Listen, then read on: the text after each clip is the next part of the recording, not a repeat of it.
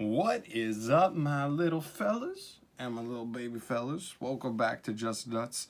Today, I've got an Aromage deck profile. It's kind of a weird one because I did try and make this deck as competitive as I could try and make it. I've been testing it for a little bit, been building it for a little bit, and I am nowhere near, I think, perfect on this. I mean, maybe I'm near, but I definitely don't think I'm perfect on this. So I'm going to say this at the beginning of the video. A lot of times I say it at the end, but I don't think everybody quite makes it that far sometimes.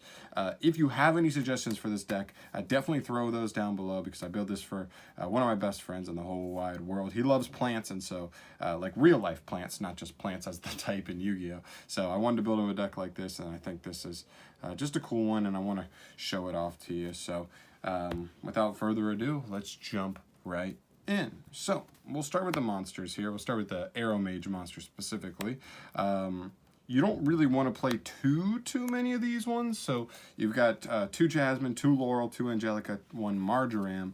Laurel and Marjoram are new ones. Marjoram's just a gigantic brick, so you only want to play 1 for her just for a specific like end board. But Laurel's really nice as an extender. If your life points are higher than your opponent's, it'll just special himself out. When he's sent to the graveyard, you gain 500 life points, which is both really good effects. And he can turn stuff to tuners. That doesn't really come up in this build too often, but yeah.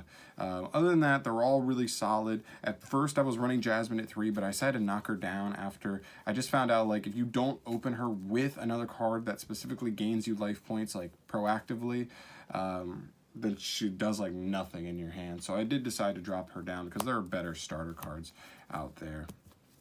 But they're all, you got to play them all to really make the deck work. And then we have our actual starter cards, we'll call them. So we'll start with 3 Lone Fire Blossom, 3 Predaplan Orpha Scorpio. Obviously, we'll put the Darlington Cobra there. And then 3 Evil Thorn. So the only weird one here that you might not know is Evil Thorn. This is a weird card, pretty old card that attributes itself on the field to inflict 300 damage to your opponent, and then special summon up to 2 more copies of itself straight from the deck. Obviously, drawing 2 of this is terrible because obviously you only get to trade 1 for 1. It still burns, so it can put your life points above your opponent's, which makes some effects live. But the combination of that burn plus getting an extra plane on board is actually super good. This is really good. This pretty much gets this or this, and that's just consistent. These are just your 9 big normal summons. These are really what you're trying to normal summon, use as your normal summon for the turn. Darlington Cobra, the biggest brick in the deck by far. It's not even close. It's awful. But yeah, that's not much to explain there. Next up, we have some somewhat I'd call just extending monsters. We have Lone Fire Blossom, Rose Lover, and World Caratweight Champion. We have a good amount of cards that either discard from hand or that can just send. We're obviously playing Foolish Burial, but like with Lone Fire Blossom, you go into Orpha Scorpio. Orpha Scorpio needs to send a monster from hand to graveyard to do its thing. So if you draw any of them, that gets it out pretty easily. And then there are just other cards, like I said. They're just good extenders. This is another body on board while also giving you a chance to mill something useful. Rose Lover gets certain stuff out of the hand that's particularly bad, and World Caratweight Champion is the best to send when you already have one of the other ones in hand, because you like send a lone glow bulb from hand to grave to special him out. You got to plant without even using your normal summon, and then bulb will get itself out, getting you essentially 2 plants on board without even using your normal summon. So they're all just good, just 1 of each because you have ways to get them out. And then the last monster I play is 1 copy of Cactus Bouncer. This boy is the spice, I'm telling you. I'm really telling you guys, do not sleep on this card. This is how we actually do a lock, and I'll show you at the end of this profile. I'm going to go pretty quick through this profile, so I'll show you a quick little 2-card combo to end you on this guy and lock your opponent out of special summoning. Then we have cards that gain you life points because they actually are important. You just don't want to play so many that you're going to super hyper brick on them. Right now I have 3 Aroma Garden, these 2, and then 2 copies of Cauldron. Cauldron's actually like the best one because it exponentially like gets more and more. So even in a longer game where your opponent's maybe applying pressure, sometimes you can, like, if you're able to hold them off long enough, you're just gonna start like get to the point where you're just gaining like 6,000 life or 3,000 life points like in a turn, and then just like they can't overcome that. Very good in time. And then this one is relying on you being able to summon an Aromage monster, so that's not as good. If I were to choose, I only had 1 copy of this Poison of the Old Man. That's an old card and I forgot to order it, and so like if I could, I'd probably play like 2 Garden, 3, or maybe yeah, probably like 2 Garden, 3 Poison of the Old Man and 2 Cauldron of the Old Man. I like this because it's a quick effect on your opponent's turn too if you need to. So it can trigger some of your disruptions. It can give you your Aromatherapy Jasmine search on your opponent's turn, and just trigger a bunch of stuff that's actually really good. Well, these are only on your turn, so like you have a good mixture of both. But that's probably what I'd play, but this is what I'm playing now just because I don't. Like, this card's okay, but it's almost like a worse version of this card. They just made like a generic card in that same set that's just better than Gardening in the deck, in my opinion. So it's weird. There, but you got to play a couple. I just play 7. I don't want to play too many to where I would possibly brick, but hopefully you don't open more than 2 in a hand. And if you do, you draw the right other cards.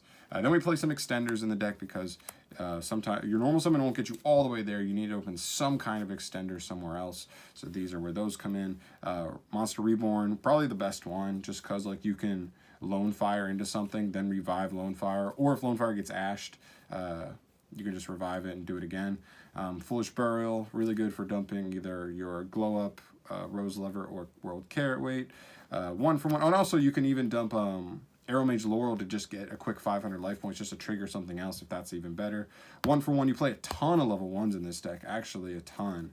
So you can go Global, you can go into Laurel, you can go into Angelica. There's a ton of level 1s in this deck you can make use out of this with, and it sends a monster from hand to graveyard again. Really good with a lot of cards in this deck. And then Reasoning. If you show your opponent you're playing plants, I'm assuming their first instinct is not going to be to guess like level 1 or 3. I'm guessing they might just go level 4 or like not know.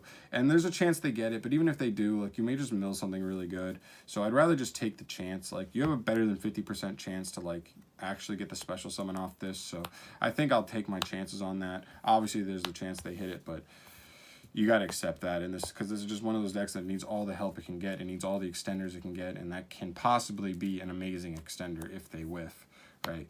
And then for 2 search targets off of the Darlingtonia Cobra, Instant Fusion and Super Polymerization. Neither of these are like particularly good as far as like pushing your combo. See, the problem with Instant Fusion is you have to pay 1,000 life points to activate it. And even though it would give you something to tribute off of Jasmine, unless you open a card to like cards or a hand that could get you a gain of at least 1,000 life points, at least 1,100 life points, then this is just going to put you down and you're not going to be able to use her tribute effect or her special summon from deck effects. So like that doesn't work, but it can be like still nice in like just random spots. And then Super Poly, it's searchable, so like, you know, why not? You know what I mean? Like, why not just like go through that? Why not just grab that off of there if you don't really need the Instant Fusion? But they definitely both can come up in their own rights. So I just play both. And they can both be generically good if you draw them as well. 3 Called by the Grave. Your deck's pretty weak to hand traps. Impermanence can like kill you. If you just get like Impermanence on Jasmine, it can be just brutal. Otherwise, like, you know, we're just trying to stop Ashes, Veilers, Ogres even. Just trying to stop all the rest of them if we can. Just really, the deck's pretty fragile. And then last, we play the traps. 1 of each of the 3 wind cards. We got Humid, Blessed, and Dried. All very good in their own right. Like Humid Wind's getting you the search. Like sometimes you open one, and then when you make the play, or if you make the play into Sweet Marjoram, you'll just use like you'll just search like a second one. And having 2 is actually pretty dang good. If you get all 3 face up, like it's actually pretty solid. So I'm just playing 1 of each because I'm not hyper focusing the synchro play. I'm more focusing on the lock, and I'll show you the lock in a little bit. But yeah.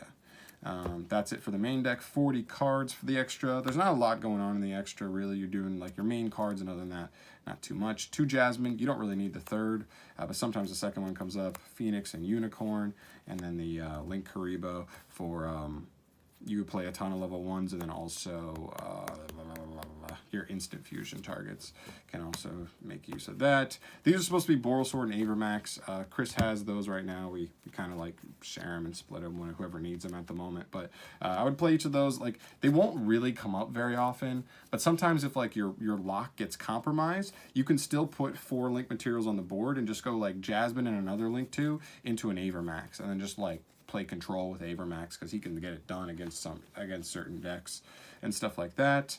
1 Rosemary and 1 Sweet Marjoram. Rosemary really like never comes up, but she's in archetype, whatever, she's cool. But Sweet Marjoram does come up. Sometimes when you do get hand trapped at certain spots in the combo, you can just end on Sweet Marjoram instead of the lock. She's pretty cool. Like if you gain life points, she'll just chain, or not chain, but in a new chain, she'll pop any card your opponent controls.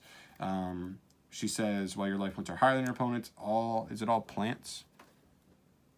Yeah, your opponent cannot target plant monsters you control with card effects, which is actually a pretty good protection effect. And on summon, she'll let you set one of your wins, which is really, really nice.